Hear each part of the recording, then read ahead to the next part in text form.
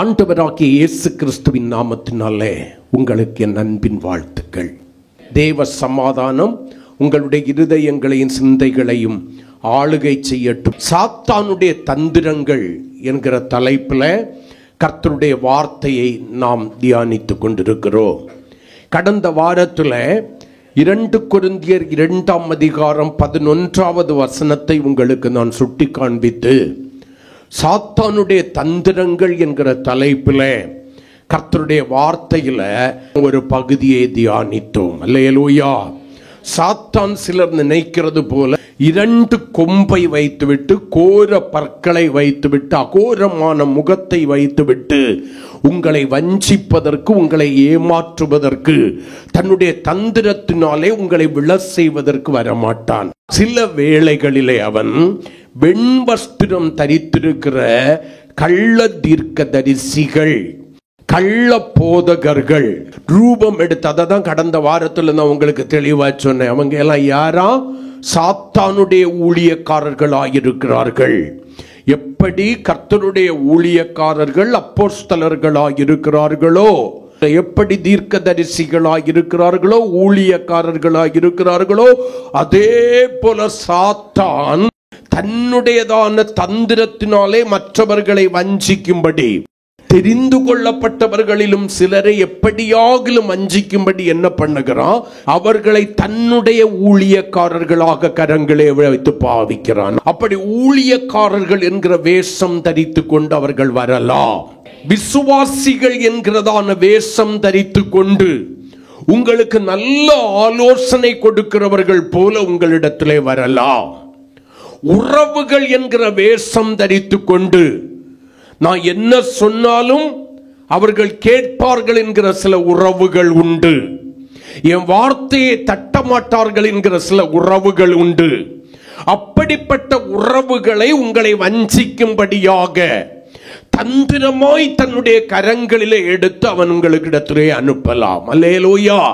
ஊழியக்காரர்களாக, தேவனை அறிந்திருக்கிறோம் என்கிற விசுவாசிகளாக, அதிகமாய் உங்களை நேசிக்கிறேன் என்று சொல்லுகிற உறவுகளாக அவர்கள் உங்களிடத்திலே வந்து சாத்தான் உங்கள் மேல் தந்திரமாய் நிறுத்த இருக்கிற கிரியைகளை வெளிப்படுத்தி உங்களை வஞ்சிக்க வகை தேடலாம். ஆகையினாலே அவனுடைய தந்திரங்களை நீங்கள் அறிந்திருக்க வேண்டும் என்று சொன்ன ஆண்டவர் இவன் யார் என்பதை குறித்து நமக்கு முதல்ல அடையாளம் காண்பித்தார். வெளிப்படுத்தின விசேஷம் 12ஆம் அதிகாரம் 9வது வசனத்துல பழைய வலு சர்ப்பமாகிய பாம்பாகிய சாத்தானும் பிசாசும் ஒன்றுதான் என்று அந்த வசனத்தை கொஞ்சம் வாசிக்கலாம். நல்ல கவனிங்க. உலகம் அனைத்தையும் மோசம் போக்குகிற, தன்னுடைய தந்திரத்தினாலே வஞ்சிக்கிற பிசாசு என்றும் சாத்தான் என்றும் சொல்லப்பட்ட பழைய பாம்பாகிய ஏதேன் தோட்டத்திலே முதல் மனிதனாகிய ஆதாமையும் ஏவாளையும் தன்னுடைய தந்திரத்தினாலே வஞ்சித்து தேவ சமூகத்தை விட்டு பாவிகளாய் தூரப்படுத்தினதான அவன் தான் இவன்னு சொல்லி வேதம் நமக்கு அடையாளம் காட்டுகிறது. அங்க பாம்பா வந்தான், பிசாசும் சாத்தானும் எல்லாம் ஒண்ணுதான் வேதம் சொல்லுகிறது. இப்ப 2 கொரிந்தியர் 11ஆம் அதிகாரம் 14வது வசனத்துல நீங்க வாசிக்கும் போது அவன் வேஷம் தரித்து வருகிறான் என்று சொல்லி வேதத்துல நம்ம வாசிக்கிறோம். அல்லேலூயா. 14வது வசனத்துல என்ன வாசிச்சோம்? அது ஆச்சரியம் அல்ல, சாத்தானும் ஒளியின் தூதனுடைய வேஷத்தை தரித்து கொண்டு. ஒளியின் தூதன் என்கிறது பிசாசை குறிப்பிடவில்லை. ஒளியின் தூதன் என்பது நம்முடைய ஆண்டவராகிய இயேசு கிறிஸ்துவை குறிக்கிறது. ஒருவரும் சேரக்கூடாத ஒளியிலே வாசமாயிருக்கிற, ஒளியாயிருக்கிற, தன்னிடத்தில் எவ்வளவேனும் இருள் இல்லாத என் ஆண்டவராகிய இயேசு கிறிஸ்துவை குறிக்கிறது. அவன் எப்படி தன்னுடைய தந்திரத்தினாலே வருகிறான்? அந்த ஒளியின் தூதனுடைய வேஷத்தை தரித்து கொண்டு வருகிறான். ஆமென் சொல்லுங்களேன். இயேசு சொன்னார், சிலர் வந்து நானே கிறிஸ்து என்று சொல்லுவார்கள். ஆமென் சொல்லுங்களேன்.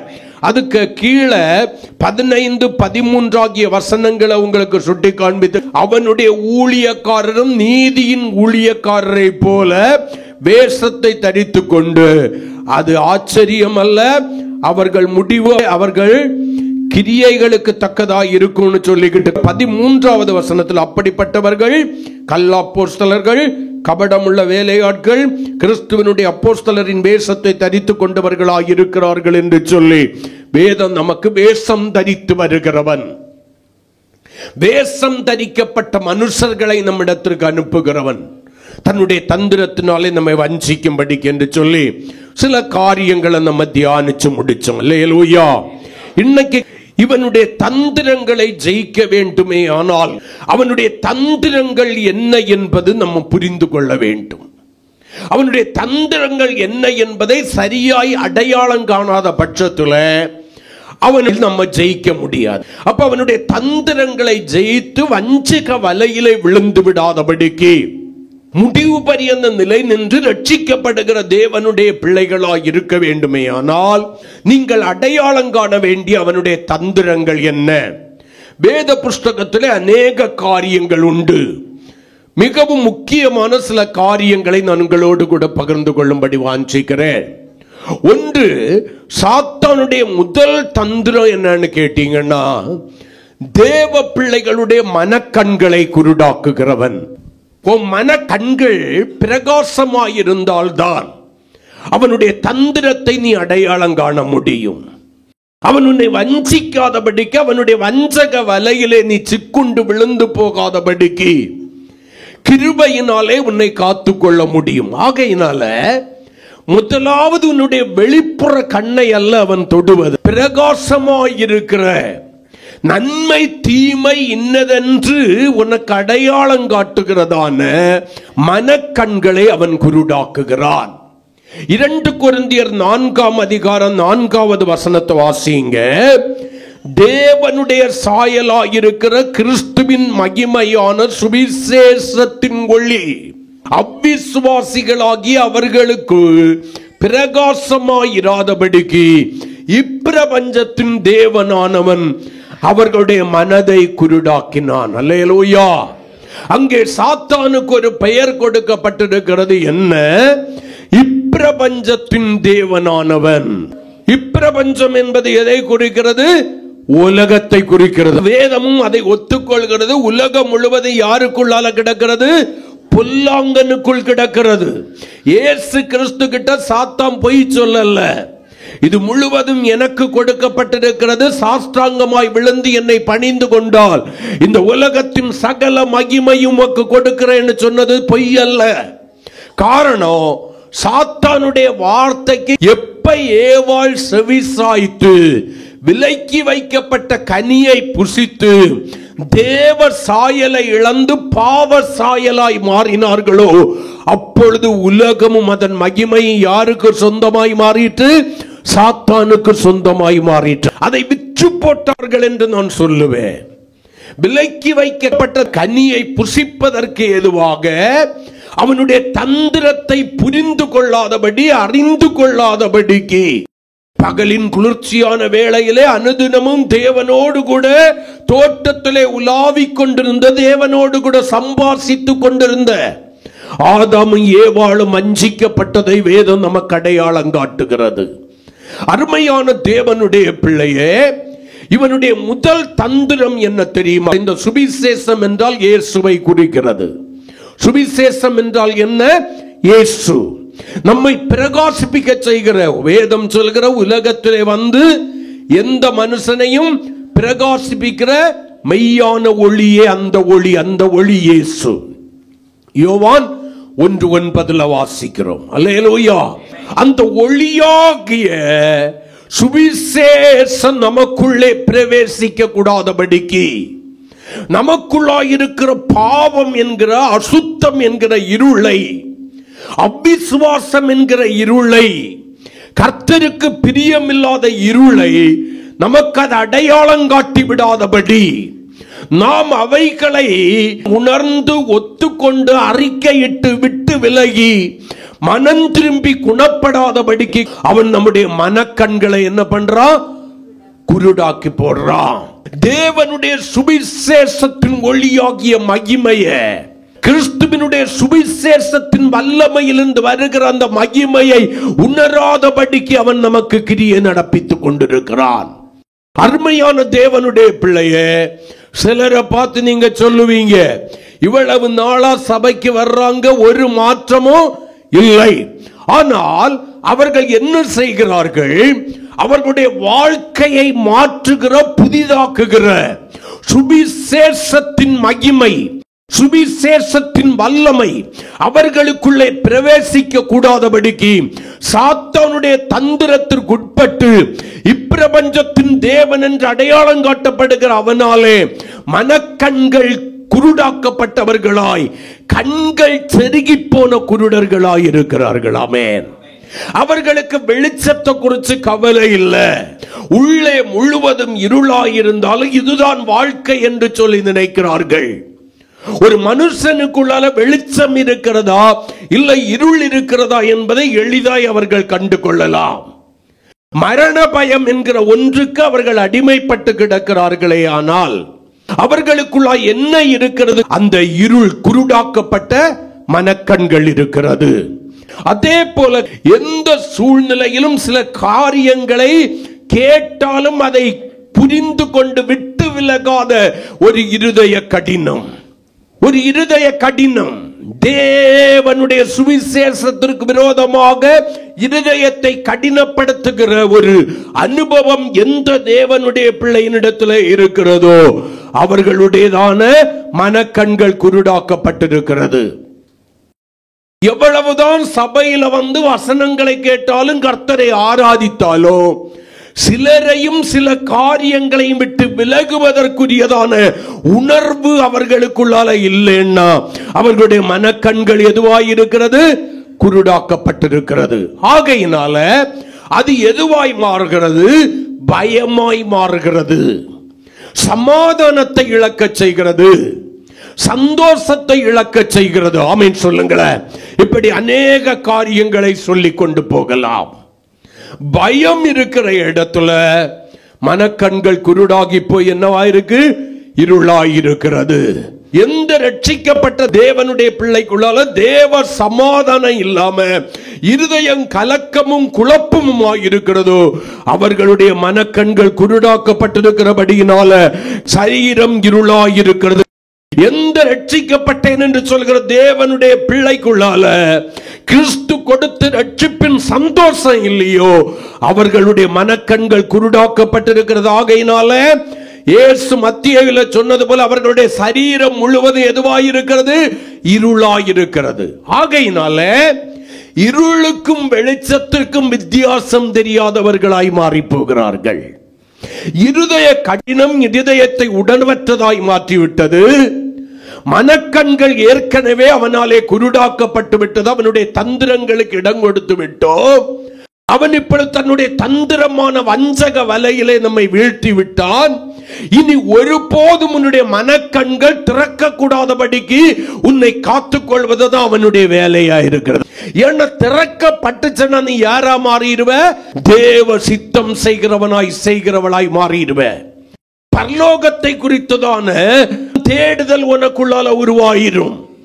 அவனுடையதான முதலாகிய பாவத்தையும் அக்கிரமங்களையும் விட்டு பொல்லாங்காய் தோன்றுகிற வழியை விட்டு மனம் திரும்புகிற அனுபவம் உனக்குள்ளால உருவாகிடும்.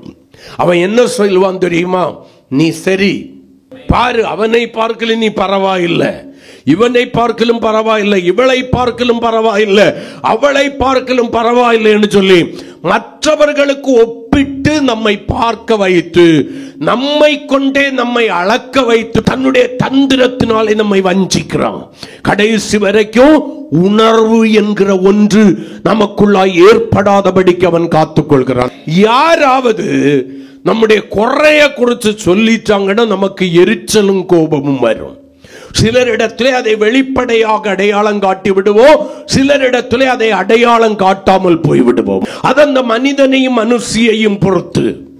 ஆனால் நமக்கு எதுவாயிருக்கோ அது கடினமான உபதேசம் போல அவர்களை குறித்து எரிச்சலும் கோபமும் உடையவர்களாய் நம்ம மாறிடுவோம். அந்த வார்த்தையை தவறாக நமக்குள்ளாய் புரிந்து கொள்ள வைத்து, அதனுடைய அர்த்தத்தை தவறாக புரிந்து கொள்ள வைத்து, ஒருபோது நீங்கள் உணர்ந்து மனம் திரும்பாதபடி நல்ல காரியங்கள் எல்லாவற்றிலும் தவறான புரிந்து கொள்ளுதலுடையவர்களாய் உங்களை மாற்றுவான்.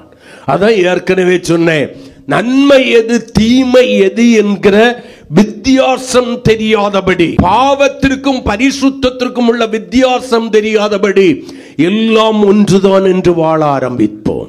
இன்னைக்கு ரட்சிக்கப்பட்ட சொல்ற சில தேவனுடைய பிள்ளைகளுடைய வாழ்க்கையில இந்த அனுபவம் வந்தோடனே என்ன நினைக்கிறாங்கன்னு நான் எல்லாத்துலயும் தேறிட்டேன், அனுபவத்தில் பூரணப்பட்டு ஆகையினாலதான் நான் இப்படி இருக்கிறேன். இல்ல, அனுபவத்திலே பூரண பட பட பட பட உங்களுடைய சரீரம் வெளிச்சத்தினால் நிரம்பிக் கொண்டே இருக்கும்.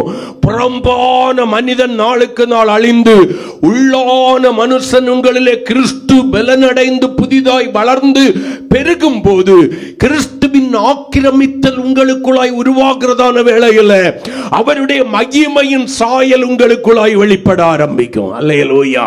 நீங்கள் எளிதாய் அடையாளம் கண்டு கொள்ளலாம். அதனாலதான் ஆண்டவர் சொன்னார், இந்த நிலையிலிருந்து விழுந்தாய் என்பதை நினைத்து நீ மனம் திரும்பு. உன் நிலைமையை நீ சீர்தூக்கி பார்க்கணும். தேவனுடைய பிள்ளைகள் நீங்க புரிந்து கொள்ள வேண்டும் அந்த தந்திரங்களை. மனக்கண்ணு குருடாகி போன, அது குருடான பறவைக்கு எல்லாம் ஒண்ணு போல தெரியும். வெளிப்புறமான கண்களின் பார்வையற்று போன மனிதனுக்கு அவனுடைய கண்களுக்கு எல்லாம் எப்படி தெரியும்? எல்லாம் ஒண்ணு போல தெரியும்.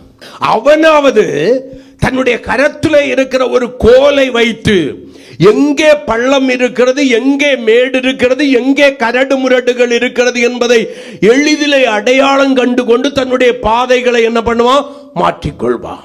ஆனா மனக்கண்கள் குருடாக்கப்பட்டவள் அவனுடைய வஞ்சக வலையிலே விழுந்து அவனுடைய தந்திரத்திற்கு உட்பட்டவர்கள் மறுபடியும் அவனுடைய புத்தி தெளியாதபடிக்கு அவன் பத்திரமாய் பார்த்துக் கொள்வான். அவங்களுக்கு எது பள்ளம் எது மேடு, போகும் பாதை எதுன்னு தெரியாது, எல்லாம் ஒண்ணு போல தெரியும். நான் பூரணமாயிட்டேன். நான் சொல்றேன், பூரணம் ஆகும் போது மகிமை பெருக ஆரம்பிக்கும். வேதம் அதை நான் சொல்றது, மகிமையின் மேல் மகிமை அடைந்து மறுரூபம் அடைவோம். அல்லேலூயா. பூரணம் அடையும் போது வெறுமையும் இருளும் அல்ல. இந்த இருள் வர்றதுக்கு முன்னாலே வெறுமை வரும். மனக்கண் குருடாக்கப்பட்ட அதுல இருந்து வெறுமை உருவாகும் உங்களுக்குள்ளால. வெறுமை, அந்த வெறுமைக்கு பின்பு வருவது இருள். அந்த இருளு நம்ம அடிமைப்படுத்திட்டுன்னா நம்ம ஒருபோதும் புத்தி தெளிய முடியாது. இளையகுமாரனுக்கு கூட ஒரு நாளைக்கு புத்தி தெளிஞ்சிச்சு. குறைவுபட்ட போது தன்னுடைய தகப்பன் வீட்டை நினைத்தான். ஆனா நம்ம புத்தி தெளியாத அளவுக்கு என்ன பண்ணிக்கிடுவான்? மெயின்டைன் பண்ணிக்கிட்டே இருப்பான். நீ கேட்கறதையெல்லாம் கொடுப்பான், கேட்கறதுக்கு மேலேயே கொடுப்பான். நீ என்ன நினைக்கிறது தெரியுமா? கர்த்தர் என்னுடைய ஜெபத்தை கேட்கிறார். அல்லேலூயா. நெவர். அவனுக்கு வேலை உன்னை தாளாட்டி தூங்க வைக்கணும். முடிவில் உனக்கு என்ன செய்யணுங்கிறது அவனுக்கு தெரியும். நீ முழுவதுமாய் அவனுடைய வஞ்சக வலையில போய் சேர்ந்ததுக்கு அப்புறம் என்ன பண்ணணுங்கிறது அவனுக்கு தெரியும். இந்த மலம் பாம்பு என்கிறதான பெரிய அனகோண்டா பாம்பு சில மனிதர்களை விழுங்கினதுண்டு, மிருகங்களை விழுங்கினதுண்டு, முதலைகளை கூட விழுங்கினதுண்டு. அவ்வளவு பெரிய அனகோண்டா. அது எடுத்த உடனே என்ன பண்ணிராது? விழுங்கிறாது. விழுங்கினா அதுக்கு ஆபத்து. அது தன்னுடைய வாயை முதலாவது பிரயோகிப்பதில்லை. அந்த மனுஷனாலும் சரி, மிருகமானாலும் சரி, என்ன பொருளானாலும் சரி, அதை சுற்றி கொள்கிறது. சுற்றி தன்னுடைய பலத்தை கொடுத்து என்ன பண்ணுகிறது? எலும்புகளை உடைத்து போடுகிறது. முதலாவது அவர்கள் தன்னுடைய வாய்க்குள்ளால தடை இல்லாமல் போகிற அளவிற்கு அந்த பொருளை பக்குவப்படுத்துகிறது. அதுக்கு பறவைக்கு தான் வாயை வச்சு என்ன பண்ண ஆரம்பிக்கிறது? முழுங்க ஆரம்பிக்கிறது. ஆனா முழுங்க ஆரம்பிச்சதுக்கு அப்புறம் அது தன்னுடைய திறமையினாலே தப்பித்துக் கொள்ள முடியாது. முழுங்குறதுக்கு முன்னால தப்பித்துக் கொள்கிறவன் பாக்கியவான். முழுங்க ஆரம்பிச்சுன்னா முக்காலு போனதுக்கு அப்புறம் காலை வச்சு நீ என்ன பண்ண? போனதோ போயிட்டோம். யோனா மீனுக்குள்ளால என்ன இருக்குன்னு பார்த்தது போல நம்மளும் போய் பார்த்துக்கிட்டு ஒரு யூ டர்ன் போட்டு திரும்ப வந்துடலாம்னு மட்டும் நினைச்சிடாத. அங்க யூ டர்ன் போடுறதுக்கெல்லாம் வழி இருக்காது. Only one way. Only one way. U-turn எல்லாம் அங்க போட முடியாது. திரும்பி வர்றதுங்கிறது கூடாத காரியம். இந்த உலகத்திலே மனுஷனாய் மனுஷியாய் பிறந்த ஒருவன் மறுபடியும் தன்னுடைய தாயின் கற்பத்திலே பிரவேசிக்க முடியுமே, ஆனால் சாத்தானுடைய முழு வஞ்சகத்திலே விழுந்து போன, அவனுடைய தந்திரங்களிலே அகப்பட்ட, அவனுடையதான முழு ஆளுகைக்குள்ளாய் ஆமென் மாறிப்போன ஒரு மனுஷன், ஒரு மனுஷி மறுபடியும் இந்த உலகத்தில் புத்தி தெளிந்தவனாக, கண்கள் திறக்கப்பட்டவனாய் மாற முடியும். அது சாத்தியம் இல்லாத காரியம். ஆண்டவருக்கு நீங்க என்ன பண்ணிடக்கூடாது? நாளை குறிச்சிடக்கூடாது, நேரம் குறிச்சிடக்கூடாது. என்ன சொல்ல வர்ற? ஆண்டவரை, இந்த ஒரு காரியம் மட்டும் முடிகிறது வரைக்கும், இந்த ஒரு காரியம் முடிஞ்சிட்டா நான் இதை விட்டுக்கிட்டு மனம் திரும்பிடுவேன். கடைசியில் அந்த ஒரு காரியம்னு கடைசி வரைக்கும் காரியத்தில் டிராவல் பண்ணிக்கிட்டு இருப்ப, கடைசி வரைக்கும் உனக்கு மனம் திரும்புவதற்கான உணர்வு இல்லாம போயிடும். அப்படிதான் நம்ம அநேக பேர் இருக்கிறோம். நம்ம அநேக பேர் அப்படிதான் அகப்பட்டு கிடக்கிறோம். ஆகையினால் அருமையான தேவனுடைய பிள்ளையே, அவனுடைய வஞ்சக வலையில விழுந்து நரகாக்கினையின் பிள்ளையாய் மாறாதபடி அவனுக்கென்று ஆயத்தம் பண்ணப்பட்டிருக்கிற அக்கினி கடலுக்கு நீ தப்பித்துக் கொள்ள வேண்டுமே, ஆனால் அவனுடைய தந்திரத்திற்கு நீ உன்னை விட்டு கொடுத்துடக்கூடாது. ஆமென். அவனுடைய தந்திரங்களை புரியணும். எவ்வளவுதான் ஆராதனைக்கு வந்து இன்னும் உள்ளம் பாவ உணர்வடையலைன்னா, சில காரியங்களை பல முறை உணர்ந்த பின்பும் விட்டு விலகுகிற மனசு வரலன்னா புரிஞ்சுக்க, என்னுடைய மனக்கண்களை அவன் குருடாக்கி கொண்டே இருக்கிறான். பரிசுத்தத்திற்கும் பாவத்திற்கும் வித்தியாசம் தெரியாம, அசுத்தத்திற்கும் சுத்தத்திற்கும் வித்தியாசம் தெரியாம, அவிசுவாசத்திற்கும் விசுவாசத்திற்கும் வித்தியாசம் தெரியாம வாழ்ந்துகிட்டு இருக்கிறேன். நான் நினைச்சுக்க, என்னுடைய மனக்கண்கள் என்னாகி போய்விட்டது? குருடாகி கொண்டிருக்கிறது. அவன் சுற்றி வைத்திருக்கும் போதே தப்பித்துக் கொள்ளப்பார். அவனுடைய அகோர வாய்க்குள்ளாய் சென்று விட்டாயானால் அதற்கு பின்பு நீ தப்பித்துக் கொள்வதற்கு வழியே இல்லை. அதனாலதான் வேதம் சொல்கிறது, கிருபையின் காலத்துல என்ன பண்ணிடணும்? நம்ம மனம் திரும்பிடணும். இன்றே ரட்சணிய நாள், இன்றே அணுகுகிற காலம். நீங்க உங்க நாட்களை இன்னும் கொஞ்ச நாள் இந்த ஒரு காரியம், அந்த ஒரு காரியம், இந்த ஒரு காரியம்னு சொல்லி தள்ளி போடும்போது ஆண்டவருடைய சமூகத்தில், ஆண்டவரே நான் விட்டுறேன், எனக்கு இவ்வளவு நாள் தந்துடும், இது ஒண்ணு நடந்த உடனே நான் விட்டுருவேன். அப்படி விட்டு விலகினேங்கிறவங்க ஒரு அல்லேலியா சொல்லுங்க. அடுத்த ஒரு காரியம் வந்து நிற்கும். உடனே ஆண்டவரேட்ட ஜெபம் பண்ணுவோம். தப்புதான் ஆண்டவரே, பண்றமா இல்லையா? தப்புதான் ஆண்டவரே, வேற வழி இல்லை, இந்த ஒண்ணு மட்டும். அதுக்கப்புறம் ஐ ஆம் பர்ஃபெக்ட். எத்தனையோ காரியங்கள் ஆகிவிட்டது, எவ்வளவோ காலங்கள் ஆகிவிட்டது. உன்னுடைய மனக்கண்கள் குருடாகி போனதுதான், நீ கண் செருகி போன குருடனாய் குருடியாய் மாறினதுதான் மிச்சமே தவிர, இன்னும் நீ என்ன பண்ணல? பிரகாசமுள்ள மனக்கண்களை பெற்று மனம் திரும்பல. மனக்கண்களை அவன் குருடாக்குகிறான்.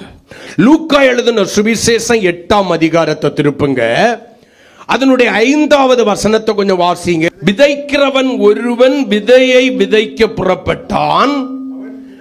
அவன் விதைக்கையில் சில விதை வழி அருகே விழுந்து மிதி உண்டது.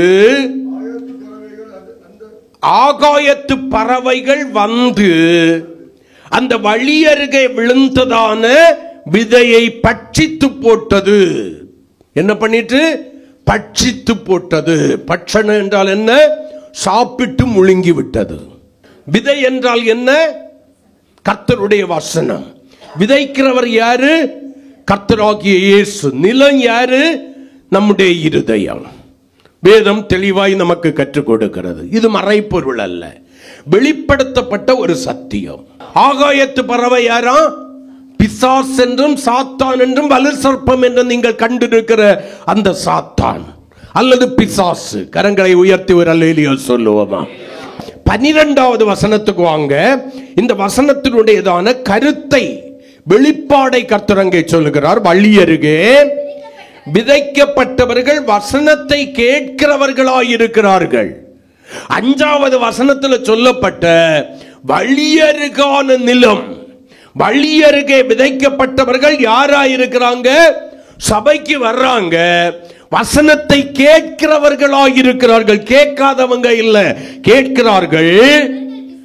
ஆனால் அவர்கள் கேட்ட அவைகளுடைய செவிகளிலே தொனித்த வசனத்தை விசுவாசித்து ரட்சிக்கப்படாதபடிக்கு. வசனம் உள்ளால போயிடுச்சுன்னாதான் என்ன வரும்? பூ மலரும். என்ன பூ? ரட்சிப்பு. வசனம் உள்ளால போகாதது வரைக்கும் என்ன பண்ணாது? ரட்சிப்பு மலராது. அது இங்க கேட்டு இங்க போயிட்டே இருக்கும்.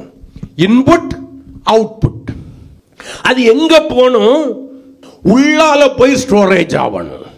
ஆனா அந்த கேட்கிற வசனத்தில் அவங்களுக்கு என்ன இல்லை? விசுவாசம் வரவில்லை. அந்த விசுவாசமின்மை என்ன பண்ணுகிறது? அவர்களுடைய ரட்சிப்பிற்கு தடையா இருக்கிறது. நீங்க இப்படி நினைச்சிடக்கூடாது. மனம் திரும்பி ஞானஸ்நானம் எடுத்தவங்க எல்லாம் ரட்சிக்கப்பட்டாங்க, நானும் ரட்சிக்கப்பட்டேன். இயேசு சொன்னார், முடிவு பரியந்த நிலை நிற்கிறவனே ரட்சிக்கப்படுவான். பவுல் சொன்னார், ரட்சிப்பு நிறைவேற பிரயாசப்படுங்கள். இது ரட்சிப்பின் படி. மனம் திரும்புதல் ரட்சிப்பின் படி. ஞானஸ்நானம் ரட்சிப்பின் படி. பரிசுத்த ஆவியின் அபிஷேகம் ரட்சிப்பின் படி. தொடர்ந்துள்ள வசனங்களை கேட்குதல் என்பது ரட்சிப்பின் படி. நீங்கள் இன்னும் ரட்சிப்புக்குள்ளாய் பிரவேசிக்கவில்லை. இங்க இருக்கிற யாருமே இன்னும் ரட்சிப்பில் பூரணம் அடையவில்லை. அடைந்தீர்களே ஆனால் நீங்க இந்த உலகத்தில் இருக்க முடியாது. நீங்க ஏதாவது ஒரு காரியத்தில் பூரணம் அடையணும். பாவமா பரிசுத்தமா? பாவத்தில் பூரணம் அடைந்தா மரணம், பாவத்தின் சம்பளம். பரிசுத்தத்தில் பூரணமாகும் போது பரலோகத்துக்கு போயிருவீங்க. பேதுரு சொல்றாரு, விசுவாசத்தின் பலனாகிய என்ன ரட்சிப்பு? ஆத்தும ரட்சிப்பு. அந்த ரட்சிப்பு எப்ப நிறைவேறதுன்னா, உங்களுடைய ஆத்தும ரட்சிப்பு என்கிற அந்த ரட்சிப்பு உங்களுக்குள்ள மலர்ந்து உங்களை தேவ சமூகத்தில் மரணத்தின் மூலமாகவோ கிறிஸ்துவின் வருகையின் மூலமாகவோ அவரிடத்தில் சேர்க்கும் போதுதான் அந்த ரட்சிப்பு நிறைவேறுகிறது. கரங்களை கொட்டி சும்மா நானும் ரட்சிக்கப்பட்டேன்னு சொல்லிட்டு இருக்க கூடாது. ரட்சிப்பு நிறைவேற என்ன பண்ணணும்? அனுதினமும் பிரயாசப்பட வேண்டும். ஆமென். இப்ப இங்க நல்ல கவனிங்க. ரட்சிக்கப்படாதபடிக்கு அவன் என்ன பண்றான்? அந்த வசனம் உனக்குள்ளால கிரியை செய்தாதான் நீ ரட்சிக்கப்படுவ. உணர்வு உண்டாகும். மறுபடி மனக்கண்கள் என்ன பண்ணிரும்? பிரகாசம் உள்ளதாய் திறக்கப்பட்டு போயிரும். ஆகையினால் அவன் என்ன பண்றான்? பிசாசானவன், அங்க ஆகாயத்து பறவைன்னு சொன்னது யாரு? பிசாசானவன் வந்து நீ ஏற்றுக்கொள்வதற்கு மனதற்றதாயிருக்கிற, உனக்குள்ளாய் ரட்சிப்பை கொண்டு வருகிற வல்லமை உள்ளதாயிருக்கிற வசனத்தை, விதை என்கிற வசனத்தை அவர்கள் இருதயத்திலிருந்து எடுத்து போடுகிறான். கரங்களை கொட்டி இடம் கொடுக்கிறது யாருதான்? நம்ம தான். ஆலயத்துக்கு வந்தோம், நல்லாதான் இருந்துச்சு, பிரசங்கம் நல்லாதான் இருந்துச்சு, எங்கிட்ட ஏதோ பேசினது போலதான் இருந்துச்சு. வெளியே போய் பழைய குருடி கதவை கொஞ்சம் மறுபடியும் திரடி, பழைய வாழ்க்கைக்குள்ளால, பழைய அனுபவங்களுக்குள்ளால, பழைய உறவுகளுக்குள்ளால, பழைய விட்டு போன காரியங்களுக்குள்ளால மறுபடியும் போய் மூழ்கி போகிறோம். காரணம் என்ன? நீ விசுவாசித்து உன்னுடைய ரட்சிப்புக்குரியது என்று சொல்லி ஏற்றுக்கொள்ளாத வசனத்தை உன் இருதயம் என்கிற நிலத்திலே இருந்து இனி ஒருபோதும் உனக்கு பிரயோஜனம் படாதபடிக்கு அவன் எடுத்து போடுகிறான். சுவிசேஷத்தின் மகிமையான ஒளி உனக்குள்ளால பிரகாசிப்பதற்கு நீ இடம் கொடுக்காதபடியினால அவன் அதை எடுத்து போடுகிறான். அப்ப உன்னை விடையும் சாத்தான் தெளிவா இருக்கிறானா இல்லையா? ஐயா, உன்னை விடையும் சாத்தான் தெளிவா இருக்கிறானா இல்லையா? இது மட்டும் இவனுக்குள்ளால இருந்துச்சுன்னா, இவளுக்குள்ளால இருந்துச்சுன்னா, இவர்கள் உணர்ந்து மனக்கண்கள் திறக்கப்பட்டவர்களாகி ரட்சிக்கப்பட்டு விடுவார்கள். அவனுடைய நோக்கம், நீ உலகத்துல மனம் திரும்ப கூடாதுங்கிறதுல திரும்ப குணப்பட்டுறாத, மனம் திரும்ப கூடாதுங்கிறதுல திரும்ப மனம் திரும்புதல கேட்ட கனியை கொடுத்துட்டாத, ஞான ஸ்நானம் எடுக்காம இருக்காத, எடு. ஆனா பழைய மனுஷனை என்ன பண்ணிராத? அடக்கம் பண்ணிராத. அந்த பழைய சுபாவத்தோடு கூட ஞானஸ்நானம் எடுத்துக்கிட்டு மறுபடியும் எழும்பி நட.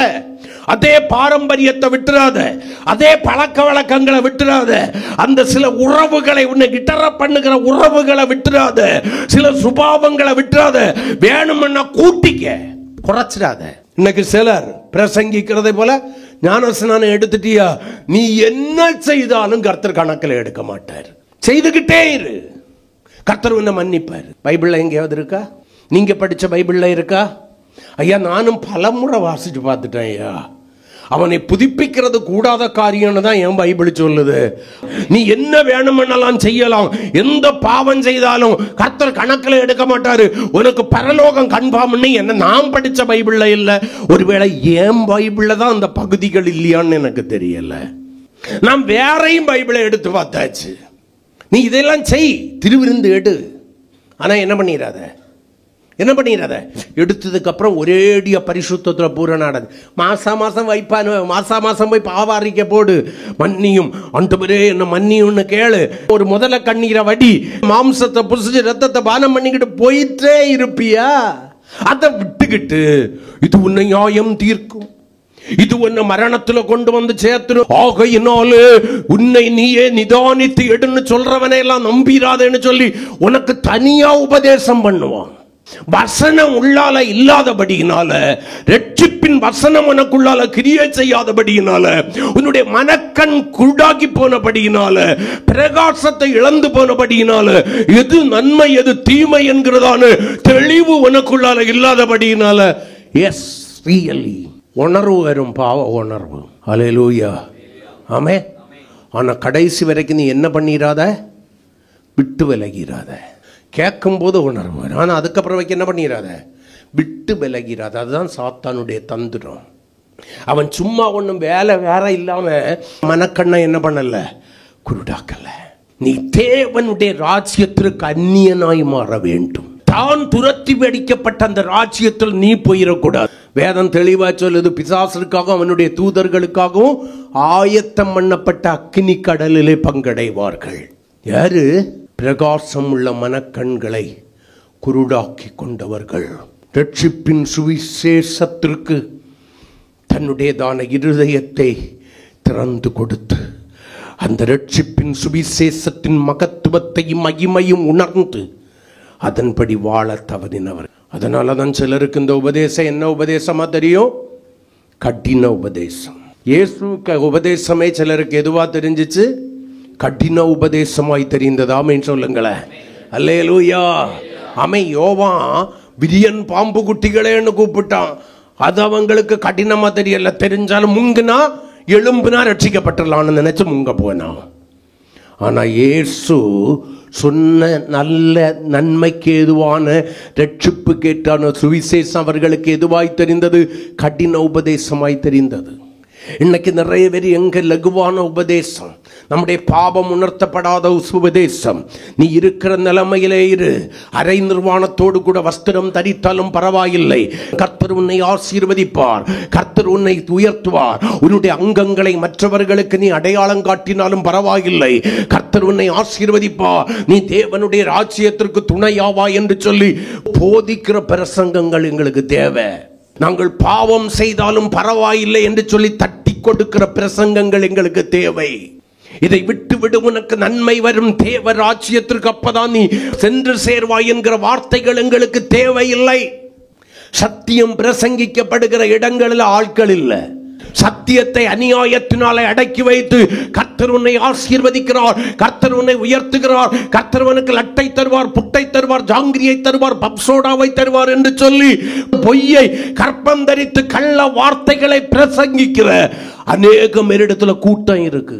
உடனே சொல்லிடக்கூடாது, அங்க கூட்டம் இருக்கிறத பார்த்து இவருக்கு பொறாம, வருத்தம். ஐயோ, கண்கள் திறக்கப்பட்டேன் என்று சொல்லியும் இந்த ஜனங்கள் ஆயிரமாய் பாதாளத்திற்குள்ளாய் சென்று கொண்டிருக்கிறார்களே என்று நீங்க இப்படி நினைச்சிடக்கூடாது.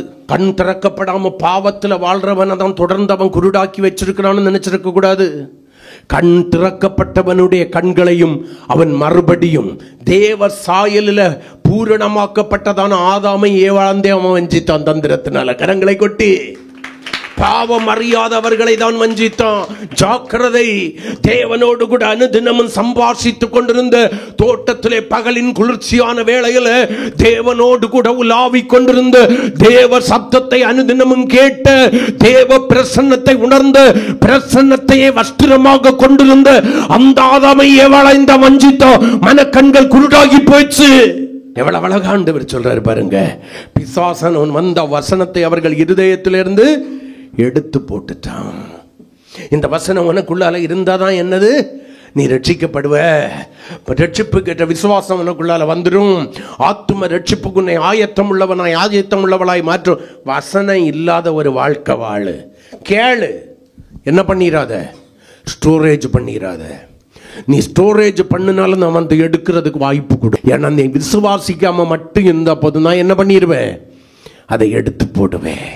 வசனத்திற்கு கொடுத்த பயம் உனக்கு இல்லாம இருந்த போது நான் எடுத்து போட்டுருவேன். உணர்வு இல்லாம இருந்த போது நான் எடுத்து போட்டுருவேன். கீழ்ப்படிதல் உன்னுடைய இருதயத்தில் இல்லாம இருந்தா போதும் நான் அதை எடுத்து போட்டுருவேன். அதனாலதான் வேதம் சொல்லுது, பிசாசுக்கு என்ன பண்ணிடாத, என்ன பண்ணிடாத, இடம் கொடுத்துடாத. விசுவாசத்திலே உறுதியா இருந்தவனுக்கு என்ன பண்ணணுமா, எதிர்த்து நிக்கணுமா. எபேசியருக்கு எழுதின நிருபம் 1ஆம் அதிகாரம் 19வது வசனம். தாம் கிறிஸ்துவை மரித்தோரிலிருந்து எழுப்பி அவரிடத்தில் நடப்பித்த தமது பலத்த சத்துவத்தின் வல்லமையின் படியே விசுவாசிக்கிறவர்களாகிய நம்மிடத்திலே காண்பிக்கும் தம்முடைய வல்லமையின் மகா மேன்மையான மகத்துவம் இன்னதென்றும் நீங்கள் அறியும்படிக்கு அவர் உங்களுக்கு பிரகாசம் உள்ள மனக்கண்களை கொடுக்க வேண்டும் என்று வேண்டிக் கொள்கிறேன். சபையின் மேல பவுலுக்கு இருந்த ஒரு பெரிய பாரம் என்ன தெரியுமா? ரட்சிக்கப்படாதவன் எல்லாம் ரட்சிக்கப்படணும் இருந்ததான பாரத்தை பார்க்கலும் எப்படியாகலும் கிறிஸ்துவையிலே சிலரை தேறினவர்களாய் நிறுத்த வேண்டுமே ஐயா. அவர்களுக்குள்ளாய் ரட்சிப்பின் பிரகாசத்தை உண்டு பண்ணுகிற வசனத்தை எப்படியாகலும் வைக்க வேண்டுமே. அவர்களுக்குள்ளாய் பிரகாசம் உள்ள மனக்கண்கள் மறுபடியும் உண்டாக வேண்டுமே என்று சொல்லி அவர்களுக்காய் ஜெபிக்கிற ஒரு ஜெப வீரன் தான் அப்போஸ்தலனாகிய பவுல். அவனுடைய வாஞ்சை என்ன தெரியுமா? பிரகாசமுள்ள மனக்கண்கள் தேவ ஜனத்திற்குள்ளாய் திறக்கப்பட்டதா இருக்குமே. ஆனால் சாத்தான் தன்னுடைய தந்திரத்தோடு கூட யாரை வஞ்சிக்கிறதற்கு அனுப்பினாலும் அவர்கள் வஞ்சிக்காதபடிக்கு நீதியின் வசனத்திலே அவர்கள் பழக்கம் உள்ளவர்களாய் இருக்கிறபடியினாலே வசனம் தங்களுக்குள்ளாய் வாக்கு தத்தமாய் அல்ல, எச்சரிப்பின் சத்தமாய், அவர்களை கடிந்து கொள்ளுகிற சத்தமாய், அவர்களை உணர்த்துவிக்கிற சத்தமாய், வலது பக்கம் இடது பக்கம் சாயும் போது வழி இதுவே, இதிலே நடவுங்கள் என்று சொல்கிறதான தவறான வழிகளையும் அவர்களுக்கு உணர்த்தி காண்பிக்கிற சப்தமாய் வசனம் அவர்களுக்குள்ள இருக்கும் போது இனி ஒரு முறை அவர்கள் மனக்கண்கள் குருடாக்கப்படும்படியாக அவனுடைய தந்திரங்களிலே விழுந்து விட மாட்டார்கள். தந்திரங்களை அடையாளம் கண்டு கொள்வார்கள். உனக்குள்ளாய் வாக்குத்தத்தம் அல்ல ஐயா, வாக்குத்தத்தம் அல்ல, உனக்கு பிரகாசம் உள்ள மனக்கண்களை கொண்டு வருகிறது. கர்த்தர் உனக்கு கொடுக்கிறதான எச்சரிப்பின் சத்தமாகி அவருடைய வார்த்தை, கடிந்து கொள்ளுதலின் சத்தமாகி அவருடைய வார்த்தை, உணர்த்துகிற வார்த்தை, உயிர்ப்பிக்கிற வார்த்தை. கரங்களை கொட்டி கர்த்தரை ஸ்தோத்திரம் பண்ணுவோம். வேற எதுக்கும் இல்லாத ஒரு வல்லமை தேவனுடைய வார்த்தைக்கு உண்டு. அது என்ன வல்லமை தெரியுமா? உன்னை உயிர்ப்பிக்கிற வல்லமை. செத்து மண்ணோடு கூட ஒட்டி கொண்டிருக்கிற உன்னுடைய ஆத்துமாவை உயிர்ப்பிக்கிற வல்லமை இந்த வசனத்துக்கு தான் உண்டு. பாடை ஏறி கல்லறைக்கு போகும் பாதையில் அன்னை அவள் கண்ணீருடன் கதறும் வேளையில், பாடை ஏறி கல்லறைக்கு போகும் பாதையில் அன்னை அவள் கண்ணீருடன் கதறும் வேளையில் உம்பசமும் உன்னை உயிர்ப்பித்தது, உம்பசமும் என்னை உயிர்ப்பித்தது, அதுவே என் வாழ்வின் பலனானது. அதுவே என் வாழ்வின் பலனானது. வசனம் என்னை உயிர்ப்பித்தது. அதுவே என் வாழ்வின் பலனானது. வசனம் என்னை உயிர்ப்பித்தது. அதுவே என் வாழ்வின் பலனானது. உயிர்ப்பித்தல் என்றால் என்ன தெரியுமா? பிரகாசம் உள்ள மனக்கண்களை எனக்குள்ளாய் ஏற்படுத்தும் வல்லமை மனுஷ ஆலோசனைகளுக்கு அல்லையா, கர்த்தருடைய ஆலோசனையாகிய வசனத்திற்கு மட்டும்தான் இருக்கு. எனக்குள்ளால எது எங்க ஒளிந்து கிடக்கிறது என்கிறதான அடையாளத்தை காண்பித்ததை வெளிச்சத்துக்குள்ளால கொண்டு வந்து என்னை உணர்வடைய செய்கிற கிறிஸ்துவையும் என்னையும் பிரிக்கிற அந்த காரியத்தை எனக்கு அடையாளம் காட்டி என்னை மனம் திரும்புகிறவனாய் அல்ல, மனஸ்தாபத்தோடு கூட மனம் திரும்பி குணமடைய செய்கிற வல்லமை இந்த வசனத்துக்கு மட்டும்தான் உண்டு. அந்த சுவிசேஷமாகிய வசனம், கிறிஸ்துவாகிய சுவிசேஷம் உங்களுக்குள்ளாய் பிரவேசித்து விடக்கூடாது என்பதில் தான் அவன் கவனமாயிருக்கிறான். அது பிரவேசித்துவதே ஆனால் நீ உயிர்ப்பிக்கப்பட்டு போவாய். அது தொடர்ந்து உனக்குள்ளால வளர்ந்து பெருகுகிறதான வேளையில நீ இப்படி சொல்ல ஆரம்பிச்சிருவ, என்னையும் கிறிஸ்துவையும் பிரிக்கிறவன் யார்? எதுவும் என்னை பிரிக்க முடியாது. வசனத்தின் ஆழம் உனக்கு புரிய ஆரம்பிக்க ஆரம்பிக்க ஆரம்பிக்க ஹல்லேலூயா, அந்த வசனத்தை நீ உறுதியாய் பற்றிக்கொள்ள பற்றிக்கொள்ள பற்றிக்கொள்ள அவனுடைய தந்திரங்கள் எல்லாம் உனக்கு வெட்ட வெளிச்சமாயிரும். அவன் என்ன ரூபத்தில் வந்தாலும் சரி, அந்த வசனம் உனக்கு அடையாளம் காட்டிக்கொள்றான். ஏன்னா அதுதான் என் ஆண்டவராகிய இயேசு. அவர் உனக்குள்ளாய் வாசம் செய்து கொண்டிருக்கிறார். அந்த ஒளி உனக்கு இருளை அடையாளம் காட்டிவிடும். இனி ஒரு முறை நீ இருளுக்கு அகப்பட்டு போகாதபடி, ஆமே ஹல்லேலூயா, இருளுள்ள ஸ்தலங்களிலே பிரகாசிக்கும் அவ்வசனம் மனக்கண்களை பிரகாசிப்பிக்க ஆரம்பிக்கும். நான் செய்யறதெல்லாம் சரின்னு சொல்லி எனக்கு ஒரு காலம் போதிக்காது. ஆமென். யாரும் செய்ததையா நான் செய்கிறேன்னு சொல்லி என்னை நானே திருப்திப்படுத்துகிறவனாய் இருக்க மாட்டேன், திருப்திப்படுத்துகிறவளாய் இருக்க மாட்டேன். ஆமென். நீ என்ன சொல்லு, நான் இப்படி தான் இருப்பேன், என்னை அசைக்க முடியாது என்று சொல்லி அசைவற்ற கல்லை போல நான் இருக்க மாட்டேன். என்னை மாற்றும் சக்தி வல்லமையாயிருக்கிற தேவனுடைய வசனத்தை வேதம் சொல்கிறது, அன்புடன் சத்தியத்தை கை கொள்கிறவன் தலையாகிய கிறிஸ்துவுக்குள் எல்லாவற்றிலும் வளருவான். மனக்கண்களை பிரகாசிப்பிக்கும். அதுக்கு தான் பவுல் ஜெபம் பண்றாரு. இந்த வசனத்தை நீங்க மறுபடியும் வாசிட்டு பாருங்க. அழகா அந்த வசனம் சொல்லுது, தாம் கிறிஸ்துவை மரித்தோரிலிருந்து எழுப்பி அவரிடத்தில் நடப்பித்த தமது பலத்த சத்துவத்தின் வல்லமையின் படியே விசுவாசிக்கிறவர்களாகிய நம்மிடத்தில் காண்பிக்கும் தம்முடைய வல்லமையின் மகா மேன்மையான மகத்துவம் இன்னதென்றும் நீங்கள் அறியும்படிக்கு அவர் உங்களுக்கு பிரகாசம் உள்ள மனக்கண்களை கொடுக்க வேண்டும் என்று வேண்டிக் கொள்கிறார். இதை எனக்குள்ளால் அறிய வைக்கிறது என்னது? தேவனுடைய வசனம், சுவிசேஷமாகிய வசனம். அதனால தான் அது எனக்குள்ளால பிரகாசிக்க கூடாதபடிக்கு, எனக்குள்ளால பிரவேசிக்க கூடாதபடிக்கு என்னுடைய மனக்கண்களை என்ன பண்றான்? குருடாக்கி போடுறான். ஆமென் சொல்லுங்களேன். அல்லேலூயா. யோவான் எழுதின சுவிசேஷம் 8ஆம் அதிகாரம் 43வது வசனம். என் வசனத்தை நீங்கள் ஏன் அறியாமல் இருக்கிறீர்கள்? அல்லேலூயா. ஏன் தெரியுமா? வசனத்தை குறிச்ச அறிவு உனக்குள்ளால வந்து உன்னுடைய மனக்கண்கள் இன்னும் பிரகாசம் அடையலை. என்னுடைய உபதேசத்தை கேட்க மனதில்லாதிருக்கிறதுனால அல்லவா. அவருக்கு உபதேசம் எனக்கு தேவையில்லை. இன்னைக்கு நம்மள அநேக பேர் ஆண்டவரை எதுக்கு தெரியுமா யூஸ் பண்றோம்? நம்முடைய தேவைகளை சந்திக்கிற ஒரு மேய்ப்பனாக மட்டும். எவ்வளவு அழகா சொல்றாரு பாருங்க. என் வசனத்தை நீங்கள் ஏன் அறியாமல் இருக்கிறீர்கள்? ஏன் வசனத்துக்கு மேல உங்களுக்கு இன்னும் அறிவு வரல? அறிகிற அறிவில் நீங்க ஏன் இன்னும் வளரல? கரளையாய் போன செடியை போல ஏன் இருந்துகிட்டு இருக்கிறீங்க? ஒரு ஸ்டேஜுக்கு முன்ன மேல கிறிஸ்து உங்களிலே உருவாவதற்கு ஏன், வளருவதற்கு ஏன் நீங்கள் இடம் கொடுப்பதில்லை? என்ன? என் உபதேசத்தை கேட்க மனதில்லாதிருக்கிறதுனால் அல்லவா? மனதில்லாதிருக்கிறதுனால். கேட்க மனசு இல்லை. வேதம் சொல்லுது கேட்பதற்கு தீவிரமாக இருக்க வேண்டுமா. ஏன்னா நீங்க கேட்கிற வசனத்தை கொண்டு தான் ஒரு நாளைக்கு என்ன பண்ணுவாராம்? உங்களை நியாயம் தீர்ப்பார். வெறும் மனம் திரும்பினேன் என்பதை நம்பி இருந்துராத. குணப்பட்டிருக்கிறியாங்கிறத செக்கப் பண்ணிப்பாரு. ஞானஸ்நானம் எடுத்தேங்கிறத நம்பி இருந்துராத. அதற்கேற்ற கனிகளை கொடுத்து கொண்டிருக்கிறேனோ, கிரியைகளை வெளிப்படுத்தி கொண்டிருக்கிறேனோ என்று சொல்லி செக்கப் பண்ணிப்பாரு. வெறும் கிறிஸ்துவனுடைய மாம்சத்தை புசித்து இரத்தத்தை பானம் பண்ணி கொண்டிருக்கிறேன், எனக்கு நித்திய ஜீவன் உண்டு, கடைசி நாட்களிலே கர்த்தர் என்னை எழுப்புவேன் என்று சொல்லி இருக்கிறார் என்று சொல்லி மமதையா இருந்து விடாதே.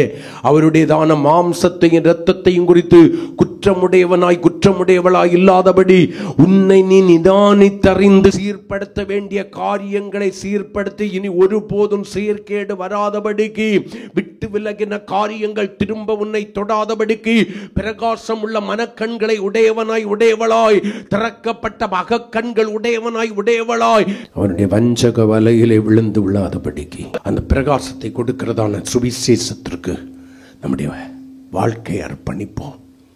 வசனங்களின்படி வாழுவோம். ஜாக்கிரதையாயிருப்போம். கர்த்தர் நம்மை ஆசீர்வதிப்பா. முழங்கால் படியிடுவோம். ஆண்டவரே, என் மனக்கண் திறந்திருக்கா, மூடி இருக்கா? இப்பிரபஞ்சத்தின் தேவனானவன் என்னுடைய மனக்கண்களை குருடாக்கி கொண்டு போட்டிருக்கானா? உம்மாலே அது திறக்கப்பட்டதாய், இருளுக்கும் வெளிச்சத்திற்கும் வித்தியாசம் கண்டுபிடிக்கிறதாய் பிரகாசம் உள்ள மனக்கண்ணாயிருக்கா? அவனுடைய தந்திரங்களை அடையாளம் கண்டு கொண்டு அவனுடைய வஞ்சக வலையிலே விழுந்து விடாதபடி நீதியின் வசனத்தின் மேல் பழக்கம் வைத்து அன்புடன் சத்தியத்தை கை கொண்டு தலையாகிய கிறிஸ்துவுக்குள் வளருகிற அனுபவம் எனக்குள்ளால இருக்கா? வெறும் அனந்திரும்புதலோடு ஞான ஸ்நானத்தோடு கர்த்தருடைய பந்தியோடு என் வாழ்க்கை நின்னுச்சா? என்னுடைய மனம் திரும்புதலில் குணப்படுதல் உண்டோ? என்னுடைய ஞான ஸ்நானத்தின் மூலம் நான் மறுபடியும் பிள்ளையை போல புதிதாக்கப்பட்டிருக்கிறேனோ? கிறிஸ்துவின் மாம்சத்தை குறித்த குற்றமற்றவளாய், இரத்தத்தை குறித்த குற்றமற்றவளாய் வசனத்தின் வெளிச்சத்திலே வாழ்ந்து கொண்டிருக்கிறேனோ? வசனம் நோ என்று சொல்கிற எதையும் நான் விரும்பாமல், வசனம் எஸ் என்று சொல்கிற எதையும் எனக்கு நஷ்டமாயிருந்தாலும் விட்டு விலகாமல், வசனத்தை என்னுடையதான நிலமாகிய இருதயத்திலே பதித்து கொண்டு பிரகாசம் உள்ள மனக்கண்களை உடையவளாய் மாறி உம்முடைய உபதேசத்தின் மேல் வாஞ்சையாய் இருக்கிறேனோ? உங்களை நீங்க கேள்வி கேட்டு பாருங்க. என்ன நிலைமையில இருக்கிறீங்கிறத இன்னைக்கு அடையாளம் கண்டுட்டீங்கன்னா தப்பித்து கொள்ளலாம். இன்னும் வாய்க்குள்ளால போகாம இருக்கிறீங்க, அவன் உங்களை முழுங்க ஆரம்பிப்பான். அதான் லாஸ்ட் ஸ்டேஜ். நீங்க சுதாரிக்கிறதுக்குள்ளால உள்ளால போயிருவீங்க. நீங்க எவ்வளவு திமிரியும் பிரயோஜனம் இல்லை. ஐயோ என்னை காப்பாத்துங்கன்னு சொல்லி நீங்க கூப்பிட்டு ஒரு பிரயோஜனமே இல்லை. ஏன்னா அவன் முதல்ல முழுங்குறதே எது தெரியுமா? தலையே தான். தலை பகுதியிலிருந்து தான் கொஞ்சம் கொஞ்சமா உள்ளால எடுக்க ஆரம்பிப்பான். சிந்தியுங்க. அவங்கள நெருக்கி முழு கட்டுப்பாட்டுக்குள்ளால கொண்டு வர்றதுக்கு உங்களை பண்படுத்தி கொண்டு இருக்கிறான். அதுக்குள்ளால சுதாரித்து வெளியே வந்துருங்க. சிம்சோன் சொன்னது போலே அது சொல்லுங்க, இந்த ஒரு விசை எனக்கு ஒரு வாய்ப்பு தாரும் ஆண்டவரே. அவனுடைய தந்திரங்களை புரிந்து கொண்டு அவனுடைய வஞ்சக வலையிலே விழுந்து விழாதபடிக்கு உமக்கு பிரியமாய் ஜீவிக்க என்னை அர்ப்பணிக்கிறேன். வாலிப மகளே, வாலிப மகனே, பிரிய சகோதர சகோதரி, என்னை அர்ப்பணிக்கிறேன். நான் எதை இழந்தாலும் ஜீவனை ஆதாயப்படுத்திக் கொள்வேன். எல்லாவற்றையும் ஆதாயப்படுத்திக் கொள்ளும்படியாக ஜீவனை இழந்து போகிற மனக்கண்கள் குருடாக்கப்பட்டவளாய் இருக்க நான் விரும்பவில்லை. எல்லாவற்றையும் இழந்தாகிலும் ஜீவனை சுதந்திரித்துக் கொள்கிற பிரகாசம் உள்ள மனக்கண்களை உடையவளாய் இருக்க விரும்புகிறேன் அப்படின்னு சொல்லி கர்த்தருடைய கரங்கள்ல ஒப்பு கொடுத்து கர்த்தர் உங்களை ஆசீர்வதிப்பார்.